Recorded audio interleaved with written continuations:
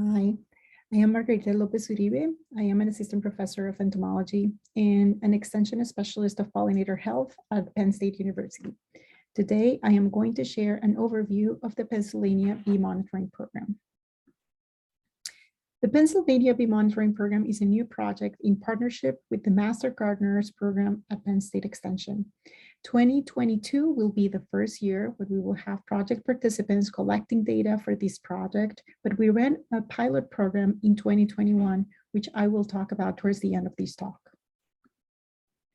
Today, I am going to share with you three aspects of the Pennsylvania Bee Monitoring Program. First, I will talk about the history of the role of agricultural extension in pollinator research. Second, I will give some details about the process and our approach to establishing this statewide monitoring program. And last, I will share a short summary of the status of the program and what we have accomplished. And for those of you who are joining us from outside of the US, if we're not familiar with US geography, here is a map of North America indicating in red here the geographic location of the state of Pennsylvania. Well, let's begin with the history of the role of agricultural extension in pollinator research. Penn State Extension, like other extension branches in land-grant universities, have historically had extension programs in pollination through research and extension and education programs in apiculture. These programs were developed in connections with beekeepers to provide educational programs and solutions to problems mostly related to honeybee management. However, this role of agricultural extension in connection with pollinators changed after colony collapse disorder and the declines in honeybee colonies in the US that reached a bottom low around 2006. Back then, the prices of honeybee rentals for pollination services increased, and it was clear that there were huge gaps in our understanding of the role of other insects in crop pollination services. These new needs from the agricultural sector expanded the role of agricultural extension in pollinator research. Extension crop entomologists started investigating how to help farmers solve the pollination problems of their crops. And at Penn State, this work was led by David Bittinger, our tree fruit research entomologist here, and Shelby Flesher, who recently retired, but was the small fruit and vegetable entomologist. Both of them participated in the Project ICP, Integrated Crop Pollination Project, led by Rufus Isaacs at Michigan State. Project ICP catalyzed a tremendous amount of work in pollination of fruit crops, not only in Pennsylvania, but across the United States. And the results of the Project ICP clearly showed that wild bees play a significant role in crop pollination in the US. And in states like Pennsylvania, where agriculture is a small scale and highly diversified, wild bees actually play the majority of the wild bees actually provide the majority of the pollination services to crops like apples and pumpkins. And this work led to the establishment of partnerships between the state organizations like the Pennsylvania Department of Conservation and Natural Resources, the DCNR, and farmers to work on habitat restoration to enhance wild pollinator populations, and in that way enhance crop pollination services in Pennsylvania. And the last thing that I would like to mention in this section about the context of the PAB monitoring program is that in 2017, we put together the Pennsylvania Pollinator Protection Plan. That was an effort led by Christina Grosinger from the Center for Pollinator Research at Penn State. For this document, we had the participation of 28 state organizations and groups of stakeholders, including stakeholders from agriculture and conservation agencies. The Pennsylvania Pollinator Protection Plan provided several things, pieces of information. One was a summary of the challenges of pollinators, the state of our knowledge of pollinators at the state level, and the needs for research, conservation, and policy. One of the recommendations of this document was the need to improve baseline information on wild pollinator populations in agricultural and non-agricultural systems. And this recommendation highlighted the importance and great need of establishing a state monitoring program that could provide this needed baseline information. And so with this clear need for baseline data on bee pollinator populations, we have been working on establishing a statewide bee monitoring program. With the goal to answer this question, what is the status of bee populations in Pennsylvania? And to answer this question, we have been taking a multi-tier approach that includes, first of all, developing an inventory of the species. Second, mapping a species distributions. And at the moment, we're doing these at a county-based level. And third, determine if there had been changes in species abundance over time. The first step we took was to develop an inventory of a species of the state. We already had a state species list published by Dunwall and Van Engelsdorp in 2010. And here I want to highlight that this publication was led by an entomologist from the Department of Agriculture of Pennsylvania, showing how the strong links between agriculture and pollinator research back in the decade of the 2000s. This checklist reported 371 species, 150 new records for the state. But we knew of several other large ecological studies that took place in Pennsylvania after this checklist was published. So we worked on updating this checklist.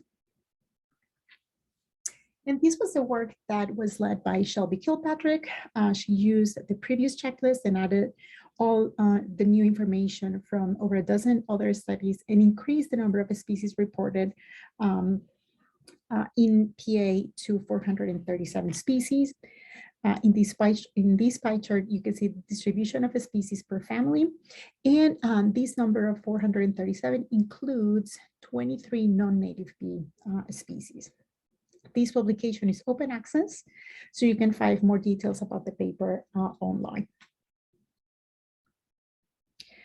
But with this checklist, we learned a lot more than just the number of species in the state. For example, we found that about 13% of the species have not been collected since the year 2000. Here you can see that the majority of the species have recent records, but then we have this long tail of species that represent about 13% of the species that have not been collected in the state for 20 plus years.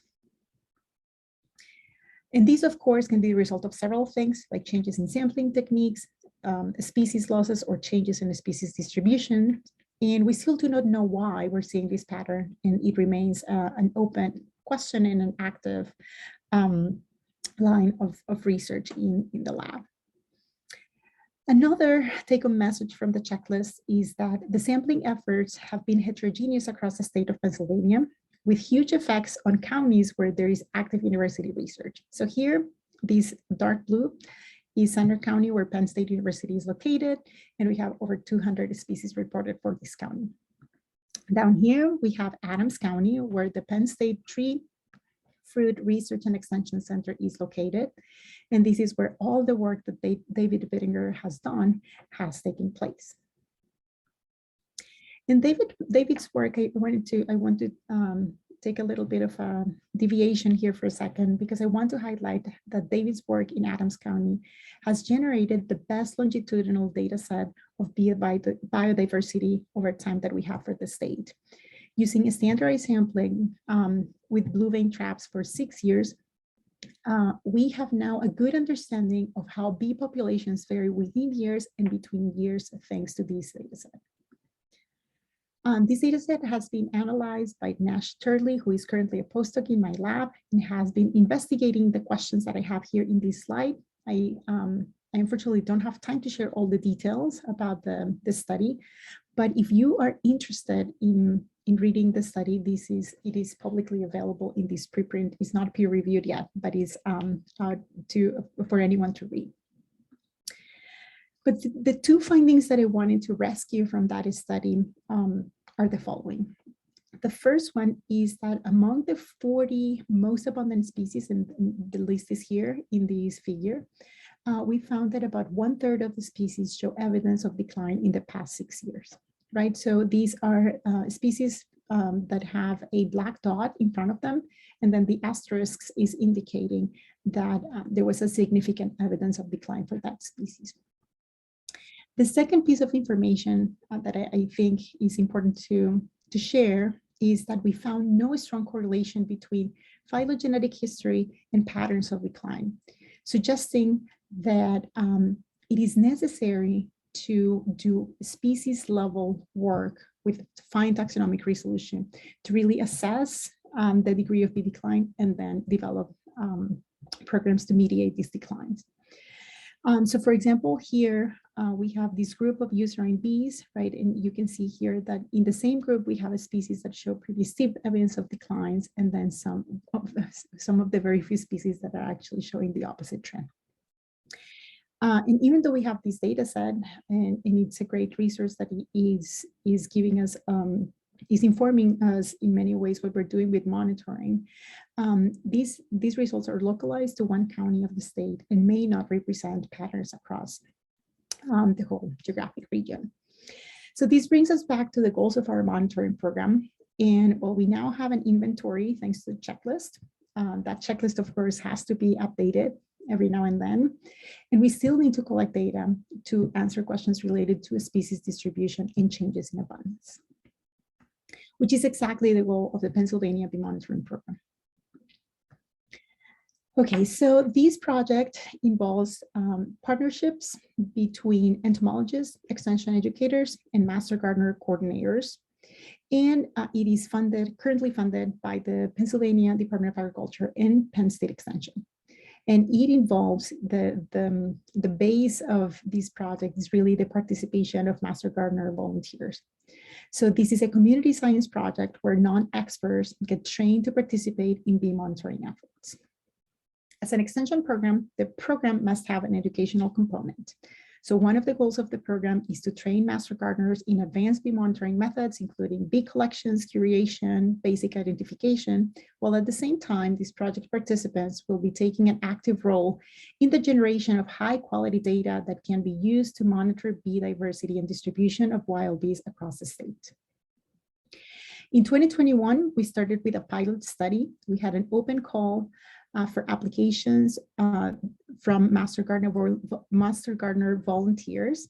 And we had over 140 applications for only 10 spots available. We tried to target master gardener participations in counties where we knew the number of bee records were low based on the checklist study. So this is one way in which our checklist is informing how we plan our state monitoring program. Really quickly, I want to give a shout out to our 2021 project participants. They have absolutely exceeded the expectations and have made our project already a big success. So thank you.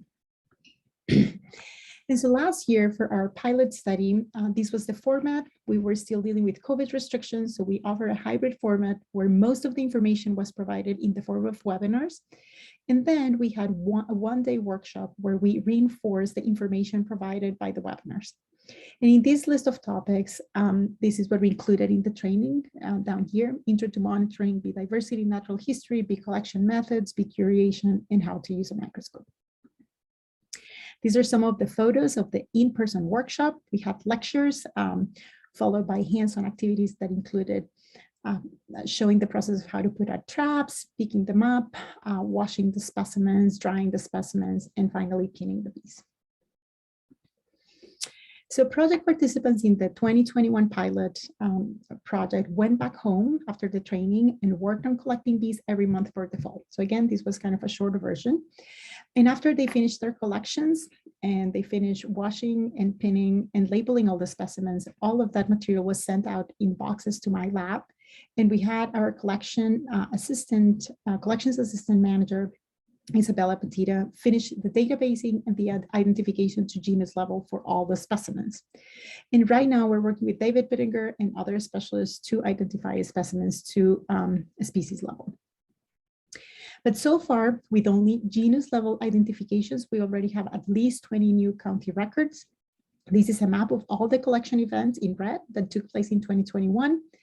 And the colors, the blue colors, indicate the number of specimens that were collected in the different counties. In 2022, this year, we will be expanding the program to include 11 new participants.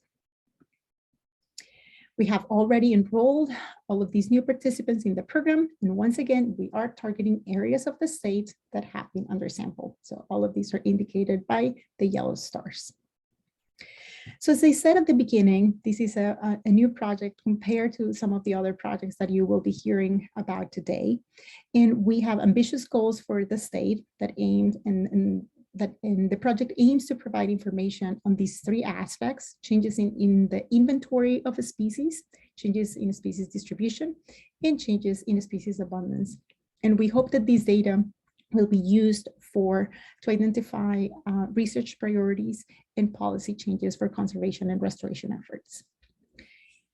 Okay, so in summary, I want to leave you with these 4 points. The first one is that agricultural extension has had a critical but changing role in the development of the PA bee monitoring program. Second, that the development of an updated species checklist informed our strategy for bee monitoring. The third is that the program involves the participation of master gardeners through an educational program offered by Penn State Extension. And the fourth is that the first year pilot program has already expanded our knowledge of bee records across the state. And we hope this continues to be a growing experience of data generation. So I don't think I have a lot of time for questions, but feel free to email me to reach out with questions, and please check out our website to find more information about the project. Thank you for listening.